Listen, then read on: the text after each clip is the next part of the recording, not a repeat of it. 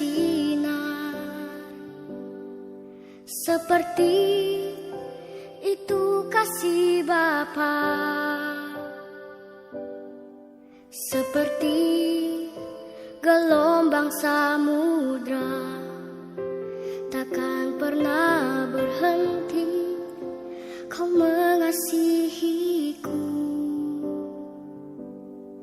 Seperti tingginya langit biru, demikian tinggi kasih Bapa. Sedalam lembah bayang maut, demikian dalam Kau tebus hidupku.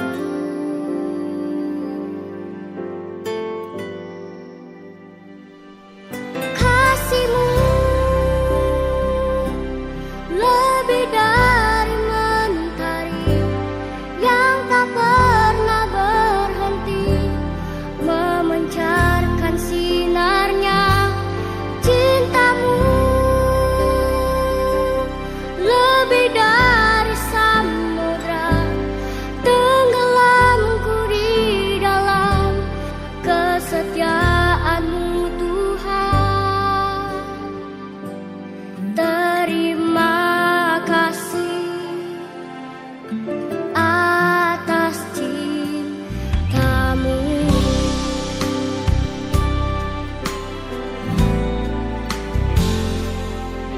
Seperti tingginya langit biru, demikian tinggi kasih Bapa.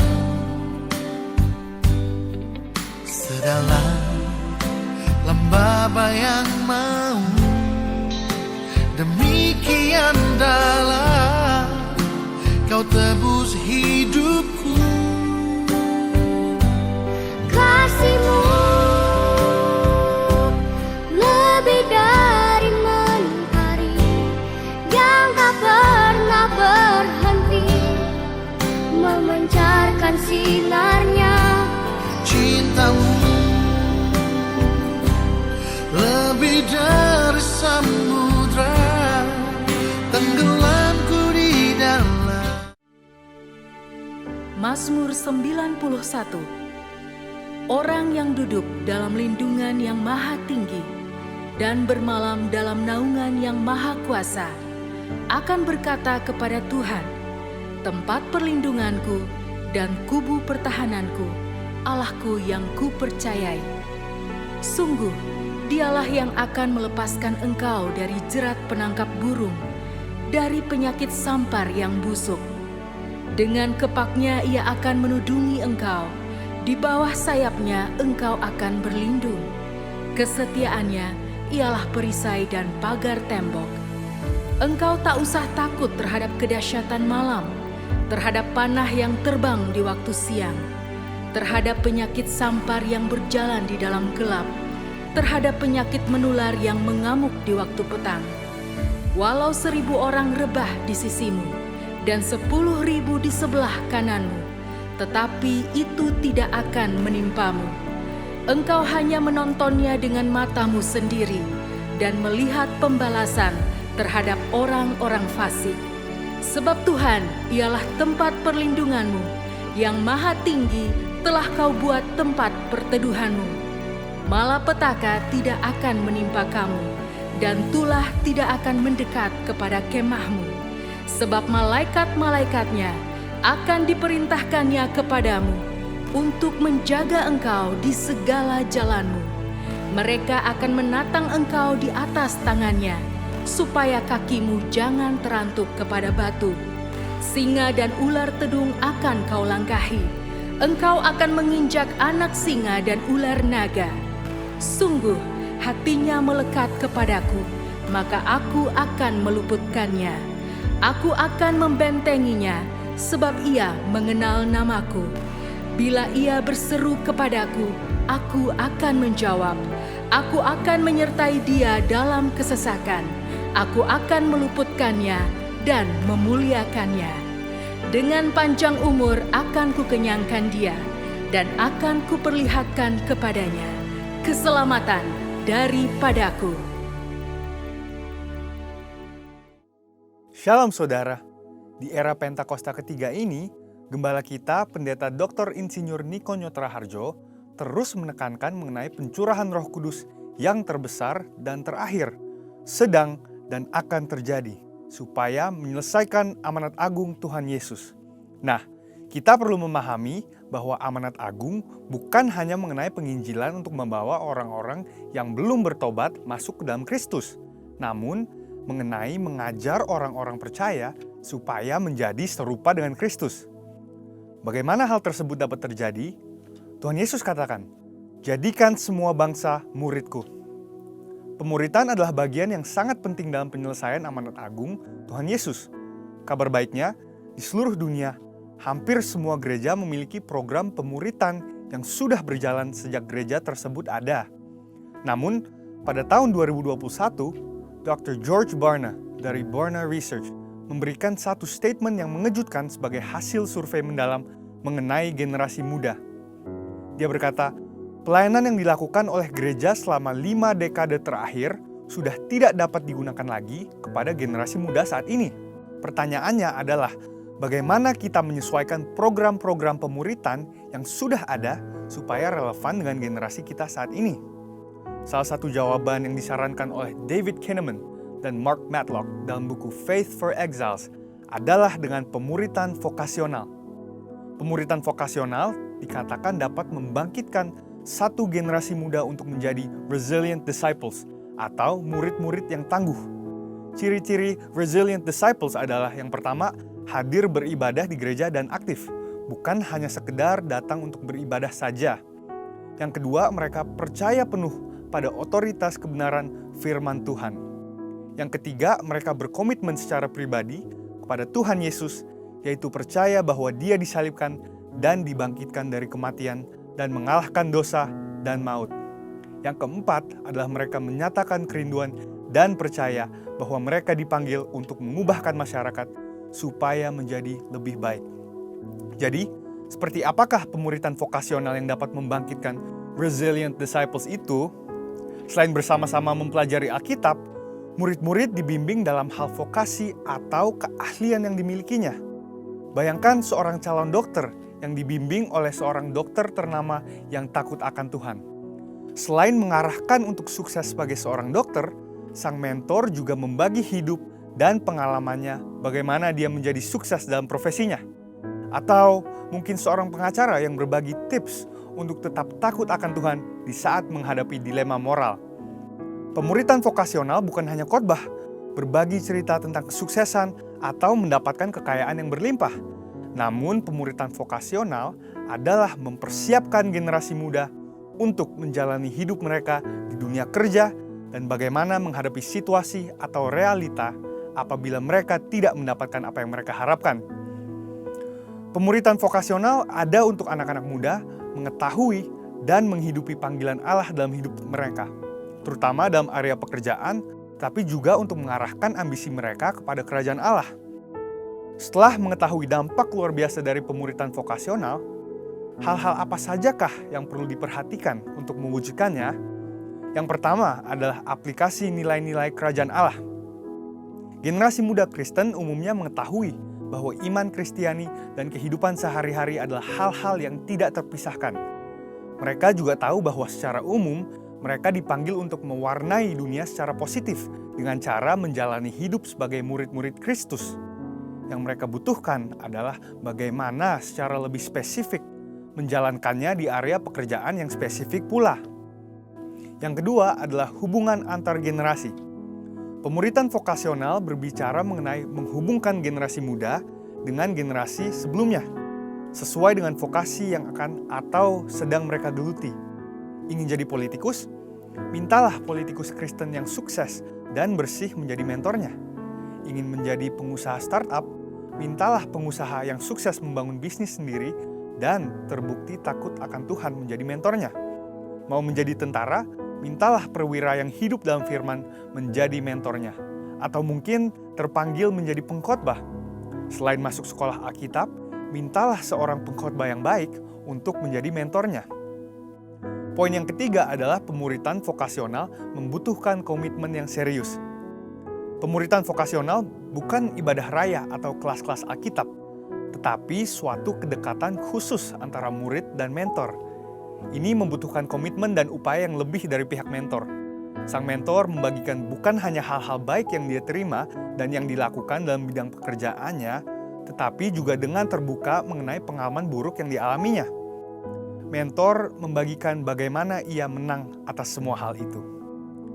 Dengan kuasa Roh Kudus di era Pentakosta ketiga ini dan melalui pemuritan vokasional, kiranya dibangkitkan generasi Yeremia yang menjadi resilient disciples. Saudara, untuk penjelasan lebih lengkapnya dari tim teologi kami, silahkan klik link yang ada di atas atau scan QR Code yang tersedia. Tuhan Yesus memberkati.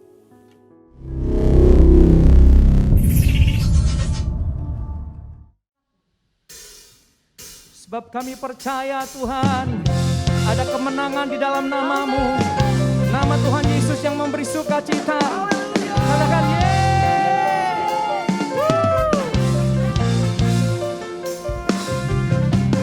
Yesus, ku rayakan kemenangan-Mu.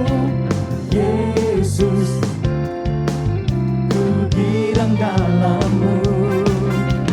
Yesus, Kau telah bebaskan aku. Yesus, Kau beri hidup baru. Kemerdekaan, kemerdekaan Kristus berikan kita.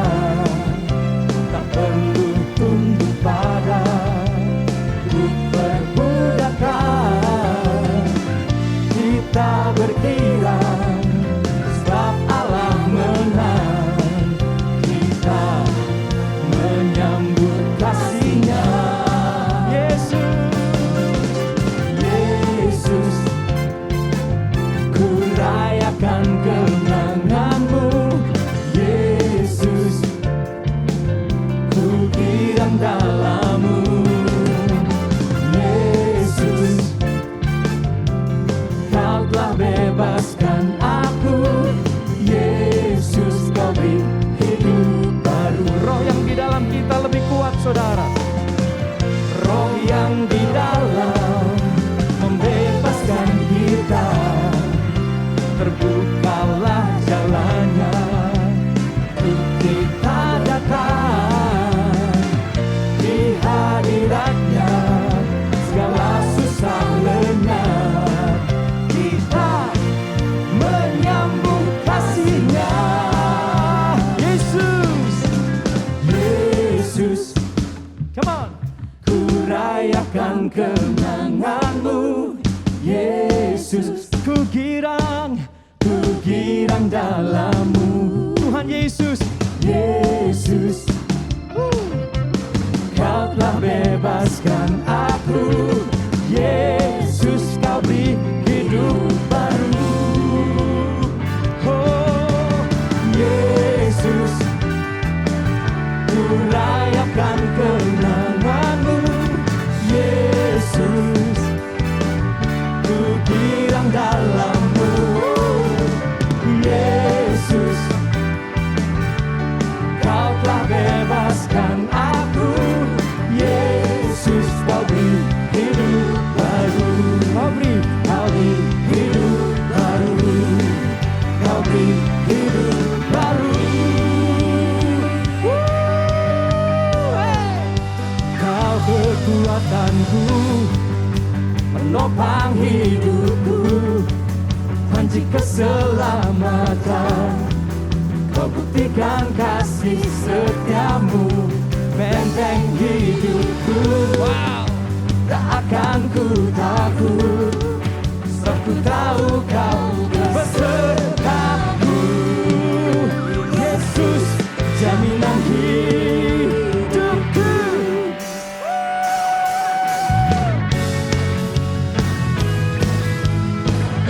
Sebab Engkau beserta dengan kami di hari-hari yang terakhir ini, ya Tuhan.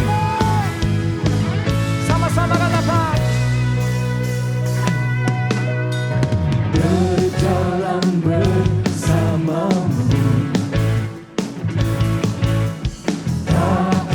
tanganku gentar.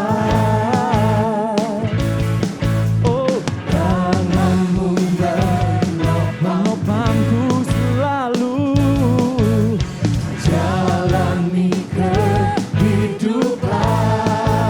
Mari angkat tangan bersama-sama. Kau mengangkatku di atas gunung batu, Kau beriku kemenangan, Kau kekuatanku, penopang hidupku, panci keselamatan.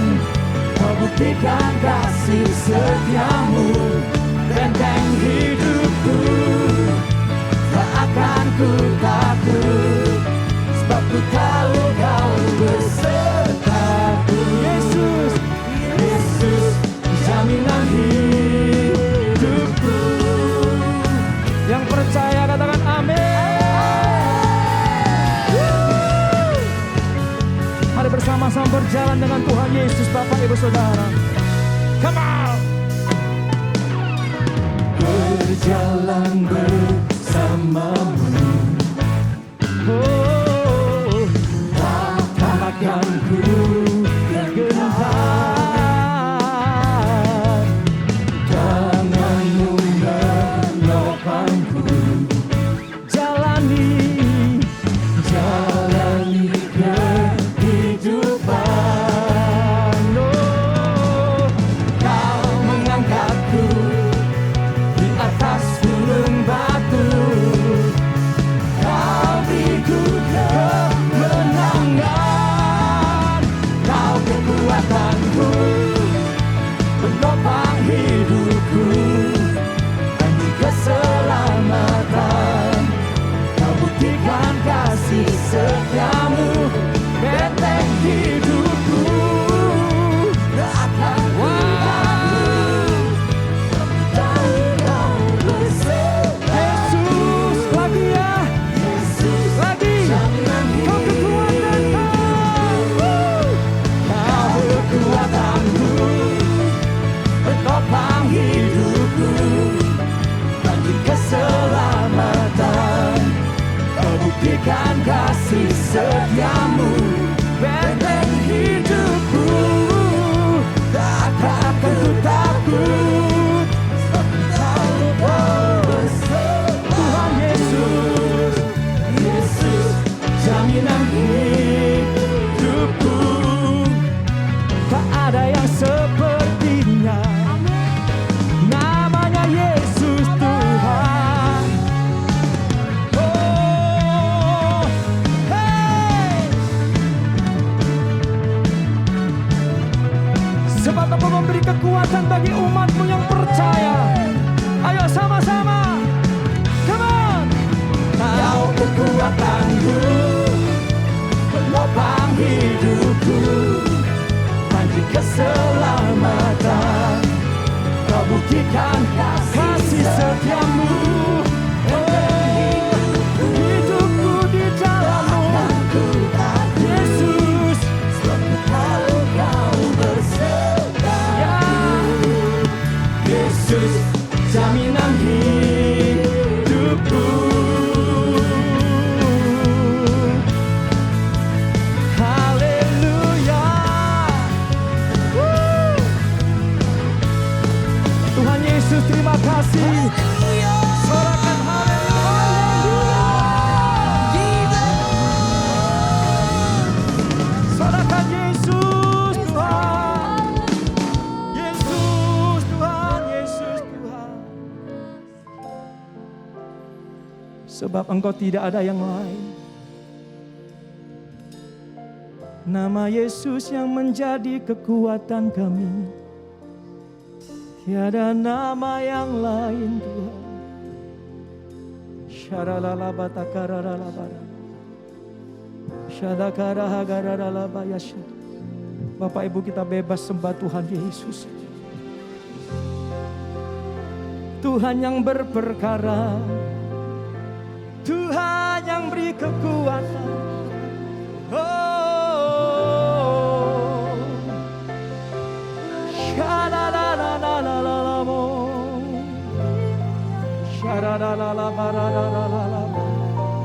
Yesus, Kau kekuatan kami, tempat kami bernaung. Tuhan, tempat kami bersandar hanya dalam nama-Mu. Masuk hadirat-Mu. Mari masuk hadirat Tuhan lebih lagi. Dalam hadirat-Nya ada kekuatan. Dalam hadirat-Nya ada sukacita.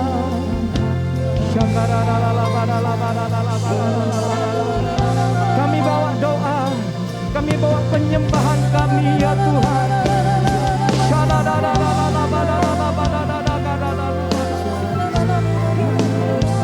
Yesus Tuhan, Yesus Tuhan, Kaulah segalanya, Kaulah segalanya. Mari berseru kepada nama Tuhan Yesus.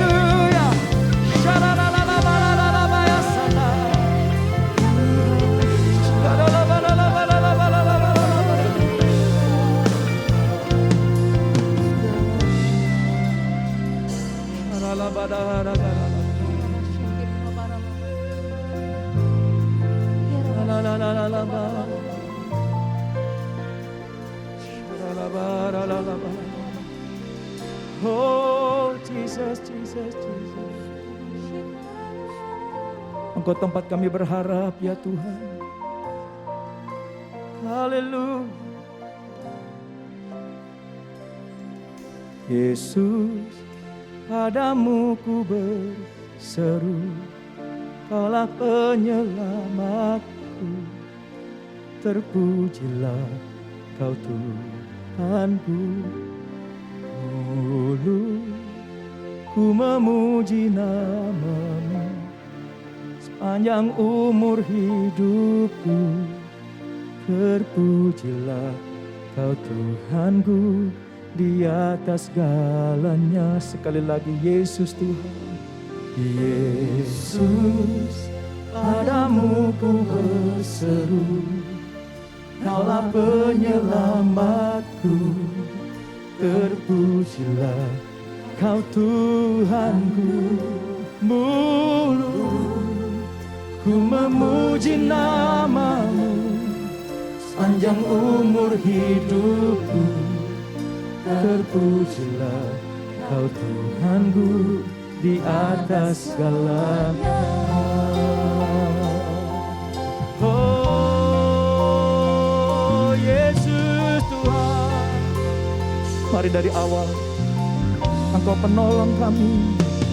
Kau Tuhan, penolong dalam hidupku. Ku percaya hanya kepada-Mu. Kau pegang tanganku dan tuntun langkahku. Yesus, Kau perlindunganku. Kau Tuhan, kekuatan dalam hidupku, penolongku dalam kesesatan. Kau gunung batuku dan pertahananku. Yesus, kau kemenanganku. Yesus, padamu ku berseru, Kaulah penyelamatku. Terpujilah Kau Tuhanku. Murdu ku memuji nama-Mu sepanjang umur hidupku. Terpujilah Kau Tuhanku di atas segalanya. Tuhan, Engkau kekuatan kami, Dia kekuatan kita, saudara. Kau Tuhan, kekuatan dalam hidupku, penolongku dalam kesesakan. Engkau gunung batu, Kau gunung batuku dan pertahananku. Yesus, Kau kemenanganku. Yesus, padamu ku berseru, Kaulah penyelamatku. Terpujilah Kau Tuhanku. Mulut ku memuji nama-Mu sepanjang umur hidupku. Katakan Yesus, Yesus di atas segalanya. Yesus, padamu ku berseru, Kaulah penyelamatku. Terpujilah Kau Tuhanku. Mulutku memuji nama-Mu sepanjang umur hidup. Engkau sumber kuat kami ya Tuhan. Mari angkat tangan bersama-sama. Di atas segalanya Kaulah sumber kuatku. Kaulah kehidupanku. Kaulah pertahananku. Ku percaya padamu.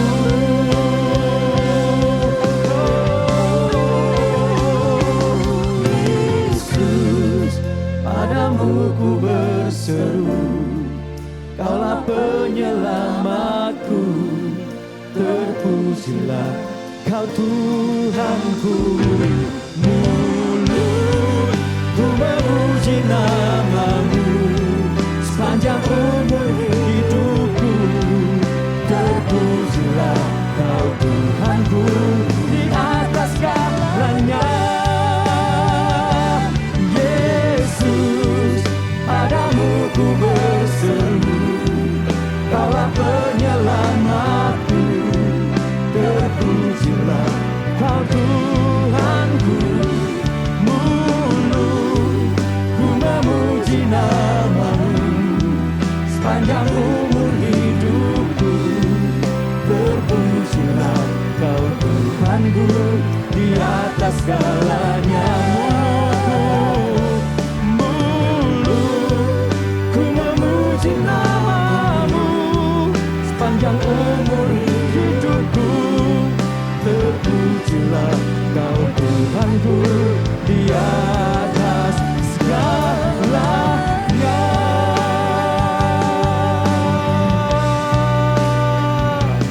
Di atas segalanya.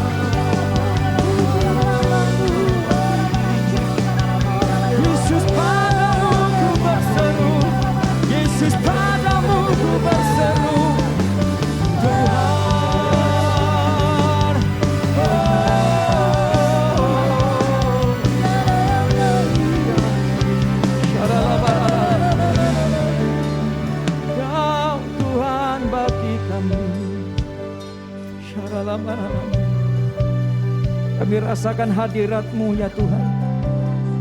Itu mengalir atas kami, mengalir atas kami, memberi kekuatan baru. Shalalabala. Yesus memegangku dengan tangan kananmu. Yesus memberiku kemenangan.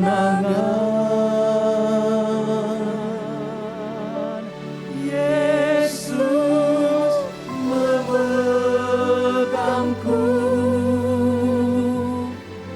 dengan tangan kananmu. Tuhan Yesus, Yesus memberiku kemenangan. Dengan para singers, mari dengan lembut katakan kepada Tuhan Yesus, Yesus Memegangku Tuhan, Engkau pegang tangan kami dengan tangan kananmu. Yesus memberi kemenangan, kemenangan. Yesus memegangku tangan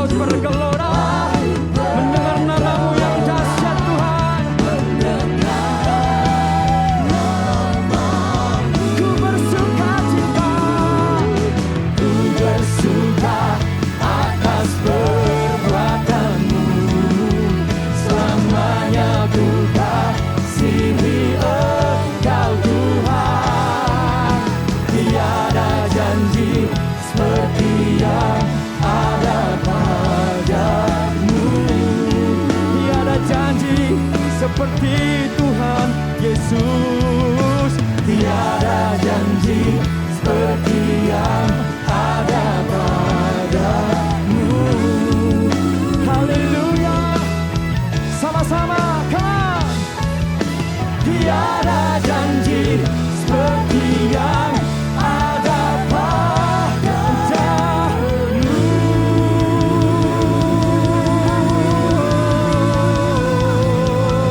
Haleluya, haleluya. Yesus Tuhan, Yesus Tuhan.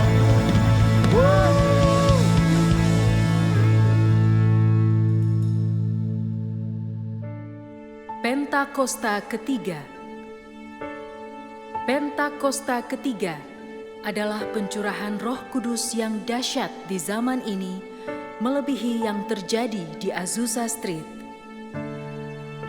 Pentakosta ketiga akan mengakibatkan penuaian jiwa yang terbesar dan yang terakhir sebelum Tuhan Yesus datang kembali.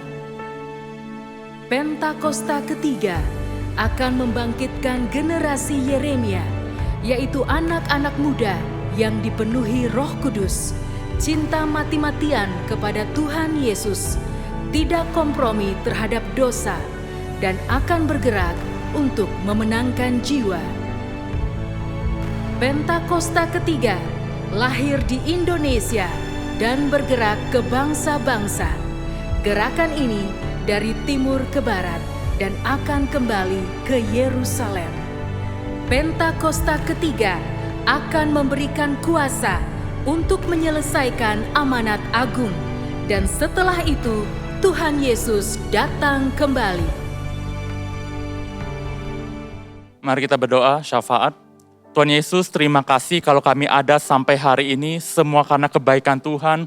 Kami juga mau berdoa buat umat-Mu Tuhan.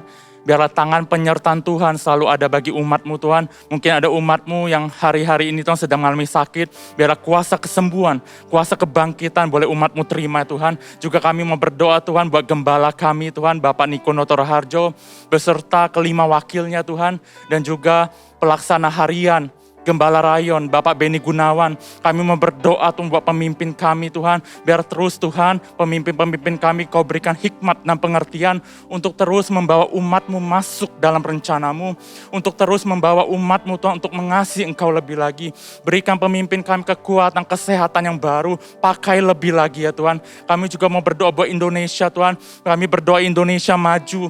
Indonesia jadi berkat bagi bangsa-bangsa. Indonesia makmur Tuhan. Kami juga berdoa Tuhan bangkit generasi baru ya Tuhan, 3 generasi Tuhan, generasi yang cinta Tuhan, generasi yang mengasihi Tuhan, yang berjalan dalam kuasa Tuhan, generasi yang bergaul karib dengan Tuhan, generasi yang hidup dalam kekudusan Tuhan, generasi yang menginjil, dan kami percaya Tuhan Roh Kudus, Engkau akan tercurah Tuhan di akhir-akhir ini Tuhan, Pentakosta yang ketiga akan terjadi atas Indonesia Tuhan. Kami juga berdoa Tuhan buat Presiden kami, Wakil Presiden, Menteri dan Kepala Daerah semuanya Tuhan.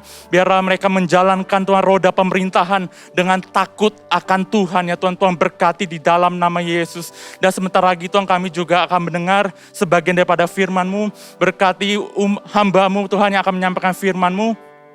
Biarlah firman ditabur ya Tuhan. Itu boleh menjadi kekuatan bagi kami, itu boleh bertumbuh ya Tuhan, dan berbuah, dan buahnya boleh dinikmati oleh setiap orang ya Tuhan. Terima kasih, kami percaya dan berdoa hanya di dalam nama Yesus kami berucap syukur, amin. Puji Tuhan Bapak Ibu Saudara, Shalom, salam sejahtera bagi kita dimanapun kita berada. Saatnya kita akan diberkati melalui firman Tuhan. Dan saya berdoa, saya berharap agar firman Tuhan ini membuat kita semakin dewasa, iman kita semakin kuat, dan kita semakin mampu untuk menangani setiap keadaan yang datang dalam hidup kita. Nah, saya ingin angkat sebuah kisah dari seorang tokoh di Alkitab yang sebetulnya ini bukan orang dengan citra yang baik. Ini bukan tokoh dengan gambaran personality yang menyenangkan. Namanya adalah Hagar. Kita sudah tahu siapa dia ya. Hagar adalah budak atau gundik yang diberikan Sarai kepada suaminya yaitu Abram demi supaya mendapatkan keturunan dalam keluarga mereka. Nah, sekalipun Hagar ini adalah pribadi yang memang tidak memberikan gambaran yang baik. Tetapi Tuhan punya perjanjian dan perbuatan yang hebat untuk Hagar. Nah, ini yang kita akan coba pelajari. Untuk membuktikan bahwa kalau Tuhan berbuat baik kepada kita, seperti kepada Hagar, itu bukan karena kita baik. Bukan karena Hagar layak. Bukan karena Hagar orang hebat. Bukan karena Hagar orang yang istimewa. Tidak. Demikian pula dengan kita. Kalau Tuhan berbuat baik kepada kita, kalau Tuhan punya perjanjian yang hebat Dia berikan untuk kita, sekali lagi bukan karena kita layak, bukan karena kita hebat, kita nggak lebih baik dari Hagar juga, tapi semuanya murni karena Tuhan itu baik bagi kita, bukan karena kita baik untuk Tuhan. Nah, mari kita akan mulai ya. Cerita apa yang menarik dari kisah hidup Hagar? Dalam Kejadian pasal yang ke-16, di ayat yang keempat dan ayat yang kelima kita mulai dari situ. Kejadian 16 ayat 4 dan 5. Abram menghampiri Hagar, lalu mengandunglah perempuan itu. Ketika Hagar tahu bahwa ia mengandung, maka ia memandang rendah akan nyonyanya itu. Hagar menjadi sombong karena merasa lebih baik daripada nyonyanya. Lalu berkatalah Sarai kepada Abram, penghinaan yang kuderita ini adalah tanggung jawabmu. Akulah yang memberikan hambaku ke pangkuanmu. Tetapi baru saja ia tahu bahwa ia mengandung, ia memandang rendah akan aku. Nah, Tuhan kiranya yang menjadi hakim antara aku dan engkau. Nah, saudara, perlu kita ketahui konteksnya. Ketika Sarai sadar dia mandul, maka budaya pada zaman itu memang memperbolehkan atau sudah menjadi kebiasaan pada zaman itu, majikan wanita yang mandul itu boleh memberikan budak wanitanya menjadi gundik suaminya demi keturunan itu ada bagi mereka. Nah, jadi pemberian Sarai agar Hagar ya menjadi gundik bagi suaminya itu memang legal menurut budaya pada waktu itu. Nah, Sarai berpikir inilah jalan keluar. Inilah jalan keluar untuk persoalan yang mereka hadapi, yaitu tidak adanya keturunan. Tetapi apa yang dianggap jalan keluar ternyata justru menjadi jalan masuk bagi persoalan yang lebih besar. Yaitu sebuah persoalan di mana ada penindasan secara batin yang dialami oleh Sarai karena Hagar menjadi sombong. Si budak ini menjadi sombong karena merasa bisa memberikan keturunan bagi tuannya. Sementara nyonyanya tidak bisa. Jadi perhatikan Bapak Ibu Saudara, kita sudah mendapatkan pelajaran penting dari awal cerita ini. Sarai mengira inilah jalan keluar. Dia ikuti budaya yang berlaku pada zaman itu. Dia ikuti hal-hal lazim yang dilakukan orang-orang pada zaman itu. Dia pikir kalau kita ikut arus, kita ikut mayoritas, maka itulah jalan keluar. Tapi ternyata itu justru menjadi jalan masuk bagi persoalan yang lebih buruk dan yang lebih parah. Nah, kita juga berhati-hati Bapak Ibu Saudara. Kita ada di tengah masyarakat dengan budaya-budaya yang tidak semuanya berkenan di hadapan Tuhan. Jangan kita berpikir untuk mencari solusi, mencari jalan keluar dari persoalan kita, lalu kita ikuti apa yang berlaku di tengah masyarakat. Lalu kita begitu saja mengikuti suara mayoritas. Kita begitu saja mengikuti apa yang tren, apa yang berlaku secara lazim di masyarakat kita. Bisa-bisa nanti apa yang kita pikir jalan keluar justru menjadi jalan masuk bagi persoalan yang lebih besar. Makanya ada kalimat yang bagus, dikatakan demikian. Biasakan yang benar, bukan benarkan yang biasa. Nah, kita seringkali membenarkan yang biasa karena orang terbiasa dengan cara-cara tertentu, ya. Maka kita anggap apa yang terbiasa di masyarakat, apa yang terbiasa di dunia kita, maka kita anggap itu benar. Yang biasa kita benarkan. Tidak boleh seperti itu. Karena semua yang sudah terbiasa belum tentu benar, saudara. Ya, sebaliknya kita harus membiasakan apa yang benar, bukan membenarkan apa yang biasa. Nah, inilah cerita awal dari perselisihan antara Hagar dan Sarai. Nah, kisahnya berlanjut Bapak Ibu. Mari kita teruskan.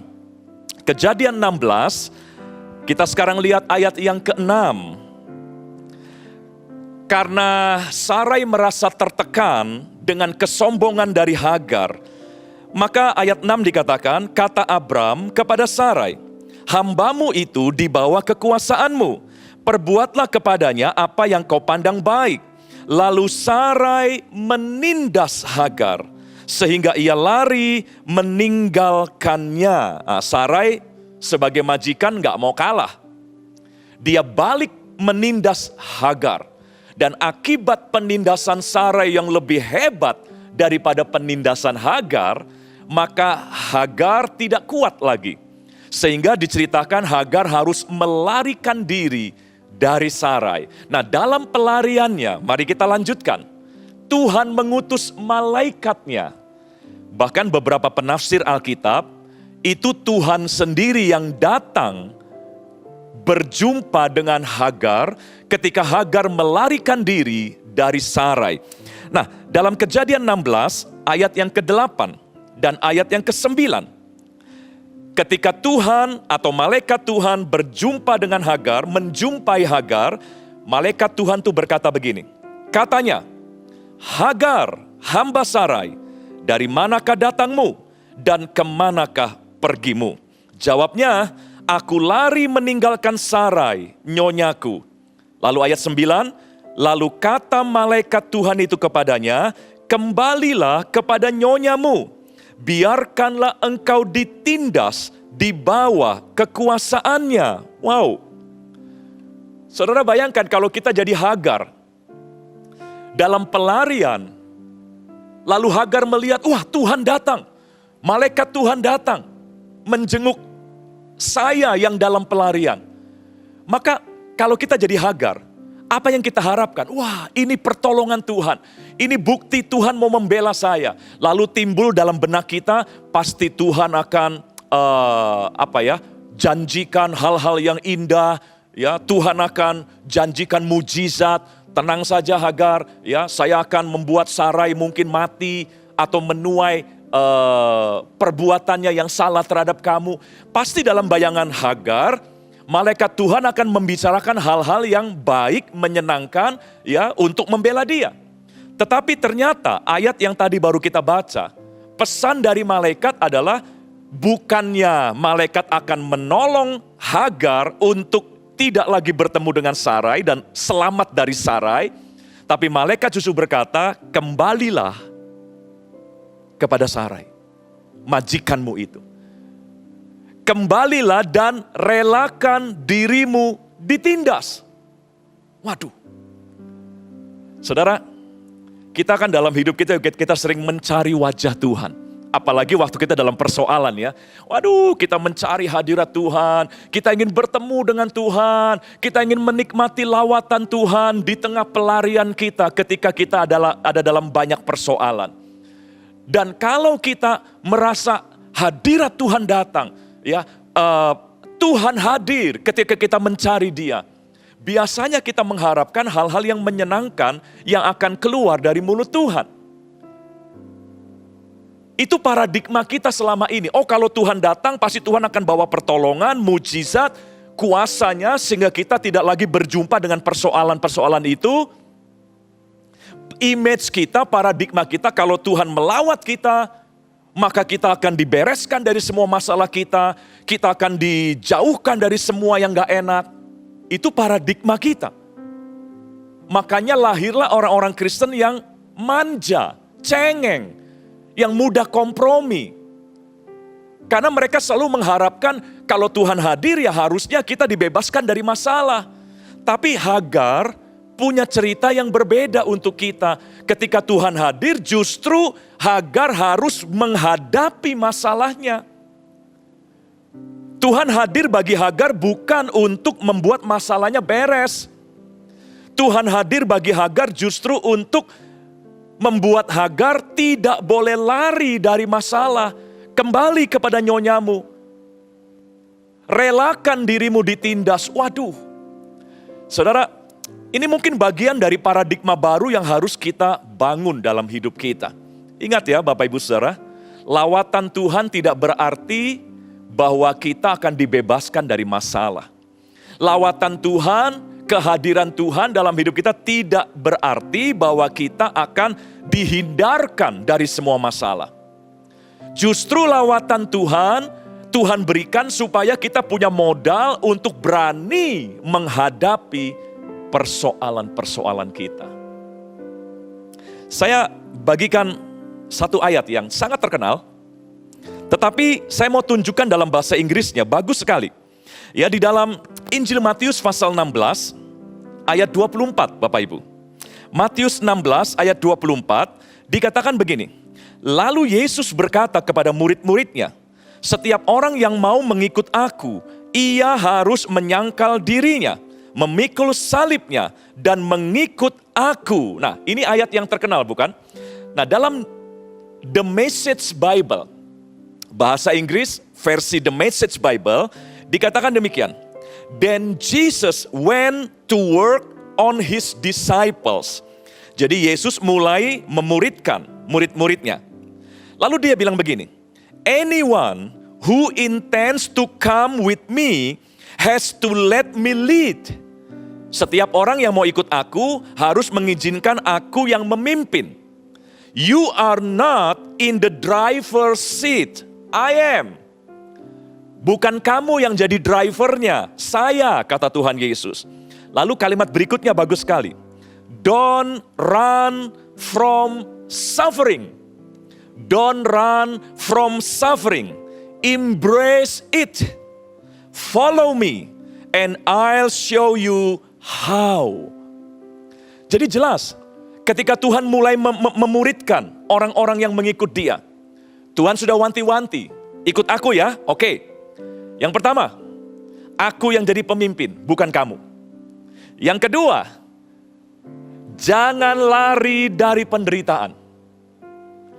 Sambutlah penderitaan, embrace it. Ya, don't avoid it. Jangan menghindar.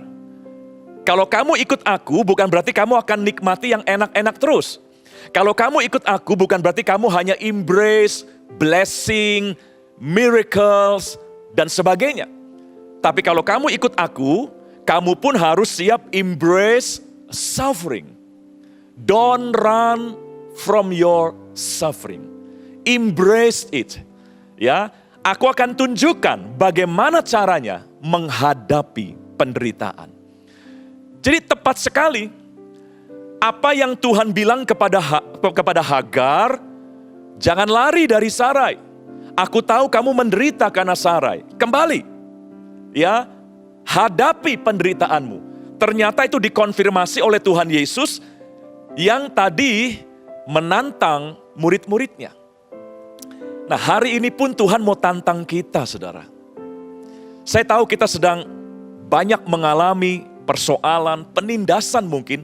Ada penindasan secara ekonomi, situasi ini menindas kita secara keuangan, secara ekonomi, secara mental, kesehatan, dan sebagainya. Dan tentu sebagai manusia kita ingin lari. Lalu kita minta tolong kepada Tuhan agar kita dilepaskan, agar kita dibebaskan, dihindarkan dari semua penindasan itu. Tuhan bisa saja mengabulkan kemauan kita itu.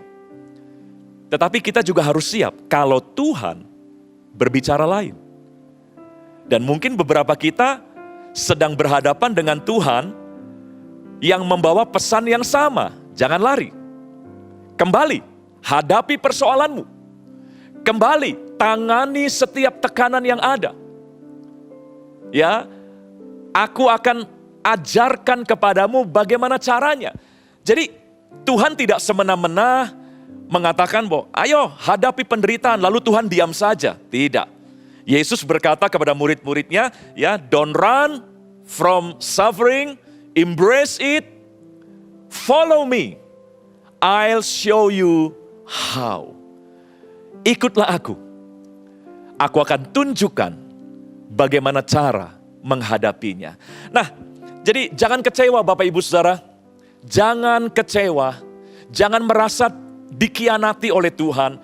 Ketika kita datang kepada Tuhan, bukannya Tuhan membebaskan kita dari masalah, tapi justru Tuhan mendorong, memaksa kita untuk tetap menghadapi masalah itu.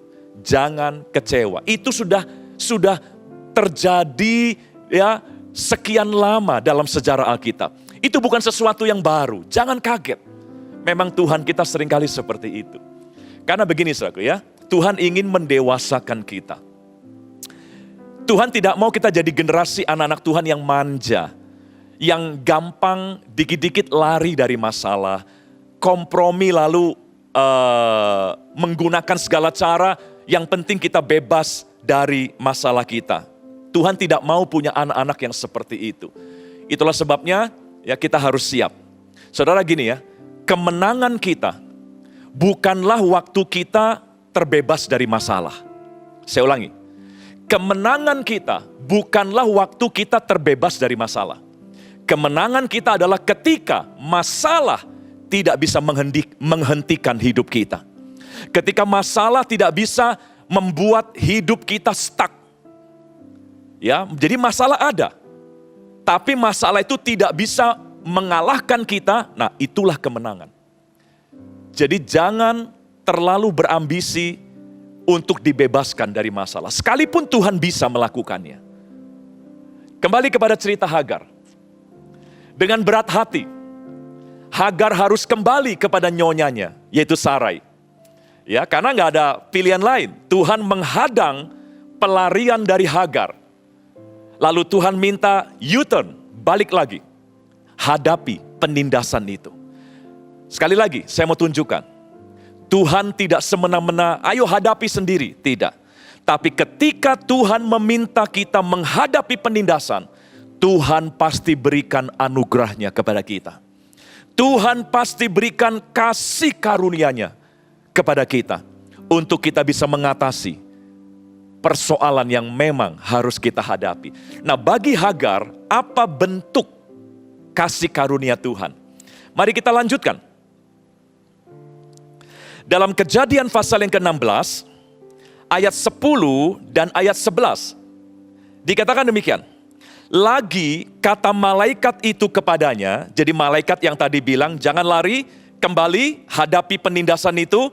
Lalu malaikat itu berkata lagi, aku akan membuat sangat banyak keturunanmu. Ada janji yang keluar, sehingga tidak dapat dihitung karena banyaknya. Selanjutnya kata malaikat Tuhan itu kepadanya, engkau mengandung dan akan melahirkan seorang anak laki-laki dan akan menamainya Ismail.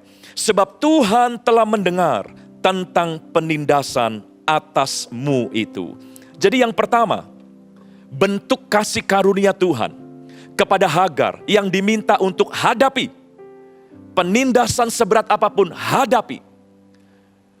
Tapi Tuhan memberikan kasih karunia, yaitu berupa janji. Gak apa-apa Hagar. Anakmu aman. Penindasan itu tidak akan merugikan kamu. Karena anak yang kamu kandung akan lahir dengan sehat. Dan bahkan akan jadi bangsa yang besar. Nah, saya simpulkan begini. Ketika malaikat Tuhan berikan janji itu, Bapak Ibu tahu ya, hanya ada satu wanita di Alkitab yang ketika masih hamil, Tuhan sudah beritahu destiny dari anaknya. Wanita itu adalah Maria, ibu Yesus. Waktu Maria mengandung, Roh Kudus, malaikat datang dan memberitahu bayi yang dikandung adalah dari Roh Kudus dan dia akan jadi pembebas dari umatnya. Jadi Maria tahu bagaimana destiny dari anak yang sedang dikandung. Dan di Alkitab, wanita kedua yang tahu masa depan dari anaknya, sekalipun anaknya belum dilahirkan, itu adalah Hagar. Malaikat memberitahu Hagar, nggak apa-apa, kembali. Sebab anak ini akan lahir dengan selamat dan bahkan di kemudian hari akan jadi bangsa yang besar. Jadi kesimpulannya, Hagar diangkat martabatnya selevel dengan Maria, ibu Yesus. Dia mendapatkan pengalaman supranatural seperti yang dialami oleh Maria, ibu Yesus. Tidak ada wanita lain. Mungkin ada yang mirip ya, ibu dari Simson, istri dari Manoah. Mirip ya, karena waktu Simson dikandung juga Allah sudah memberikan sedikit gambaran bahwa anaknya akan punya kekuatan dan sebagainya. Ya, jadi kalau boleh dibilang, oke lah, 3 wanita saja di Alkitab, ya, yang mendapat kehormatan seperti itu.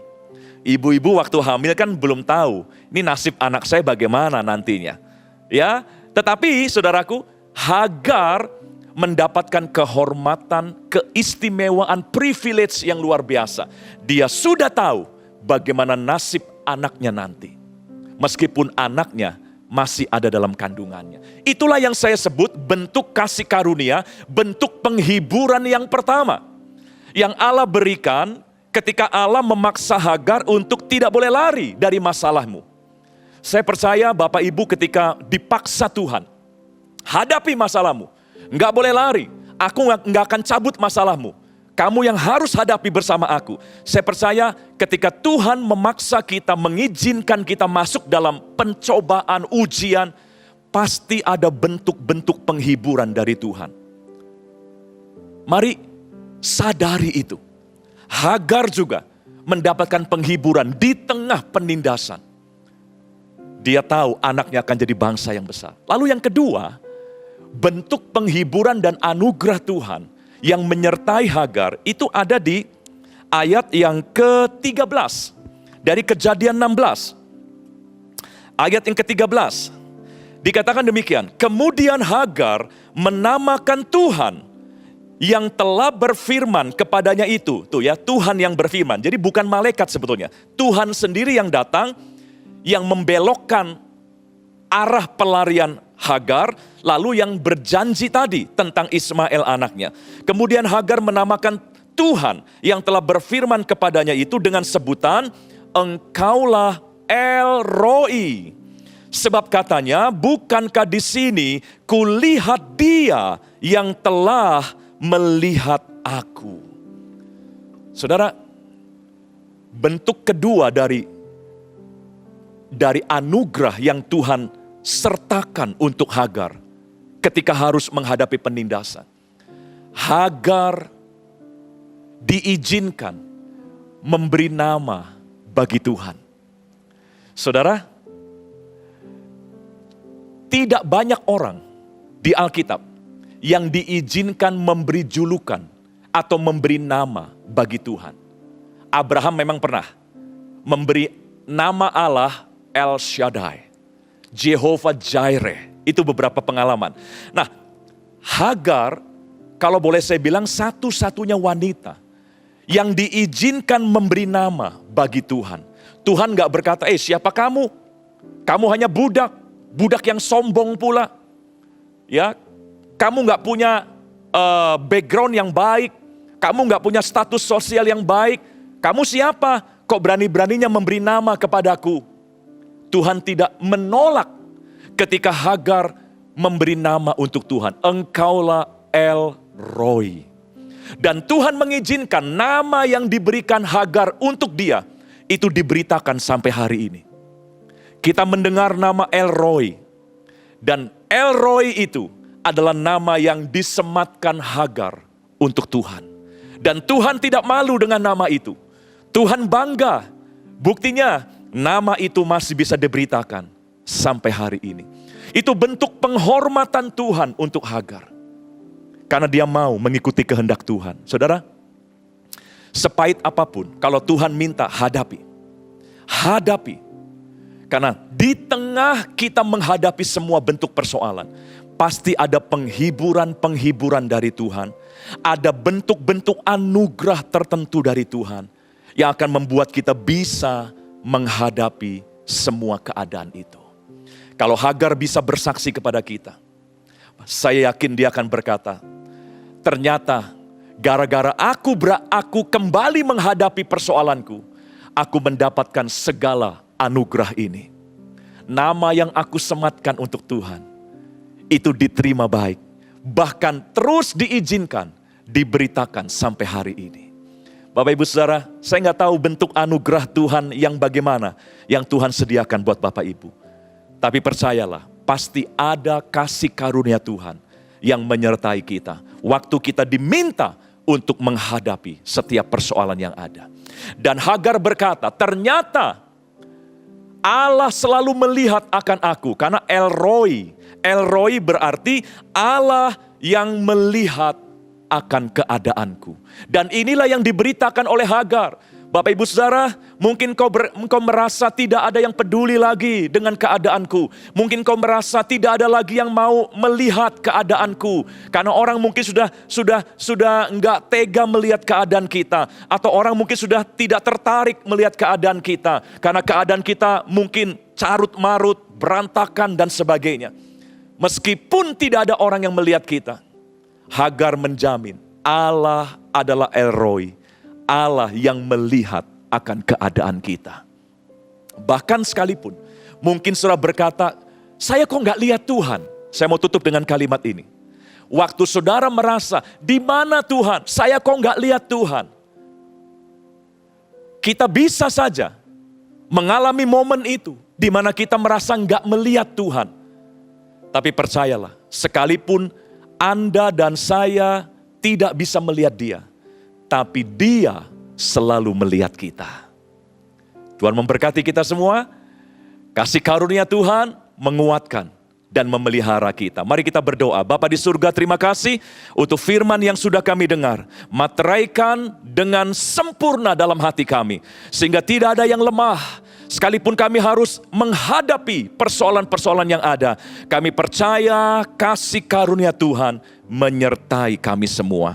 Berkat-Mu, berkat jasmani, berkat rohani, berkat yang tak terduga-duga, Engkau limpahkan bagi seluruh umat-Mu yang menyaksikan dan mendengarkan firman Tuhan ini. Dalam nama Tuhan Yesus, kami berdoa. Haleluya. Amin. Angkat tangan saudara. Terimalah berkat Tuhan. Kasih karunia yang berlimpah-limpah daripada Allah Bapa dalam anak yang tunggal Yesus Kristus. Persekutuan yang manis dengan Roh Kudus menyertai saudara sekalian mulai hari ini. Sampai Tuhan Yesus datang menjemput kita di awan-awan dan bahkan sampai selama-lamanya. Yang percaya bersama-sama katakan, amin.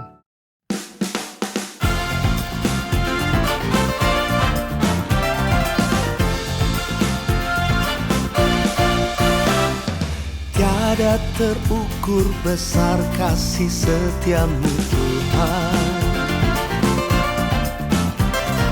Panjang dan lebarnya melebihi lautan.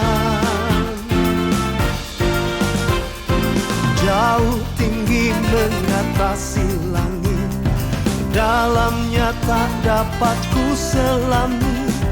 Kasih setiamu besar selamanya. Kasih setiamu besar selamanya.